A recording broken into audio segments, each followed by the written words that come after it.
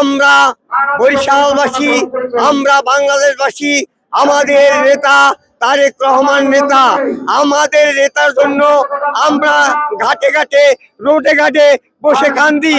আমাদের নেতারে অনেক কষ্ট দিছে, আমাদের নেতা এতিম নেতা, এবং আমাদের নেতারে ওই ধানের শীষে ভোট দিয়া জয়যুক্ত করা চাই। বাংলাদেশের দক্ষিণের দ্বীপ জেলা ভোলা চরপেশন থেকে আসছি। কেন্দ্রীয় যুবদলের সংগ্রামী সাধারণ সম্পাদক জননেতা জনাব নুরুল ইসলাম নয়ন ভাইয়ের নেতৃত্বে 3টি লঞ্চ যোগে আমরা হাজার হাজার লোক আগামী রাষ্ট্রনেতা তারেক রহমানকে ডাকে সাড়া দিয়ে আমরা বরিশাল বিভাগীয় সমাবেশকে সফল করার লক্ষ্যে এসেছি। দীর্ঘ 20 বছর পরে তিনি বরিশালে সমাবেশ করছেন। ফ্যাসিস্ট আওয়ামী লীগের নির্যাতনে তিনি দীর্ঘ 17 বছর কারানিবাস, বিদেশে থাকার পরে বাংলাদেশে আসার পরে এই সর্বপ্রথম দক্ষিণ অঞ্চলের সফরের অংশ হিসেবে বরিশালে এসেছেন। আমরা ভোলা চরপেশন থেকে আসছিলাম, আমাদের এলাকার নুরুল ইসলাম নয়ন ভাইয়ের পক্ষ থেকে আমরা আসছি জায়গায়।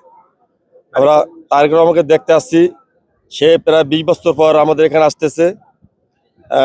আমাদের কাছে এখন ঈদের মতো আনন্দ লাগতেছে যে লাখ লাখ লোক তারেক রহমানকে দেখতে আসছে, এবং তারুণ্যের অহংকার, আমাদের অহংকার, আগামী বাংলাদেশের রাষ্ট্রনায়ক জনাব তারেক রহমান, সবাই দেখার জন্য আমরা তাকে আসছি।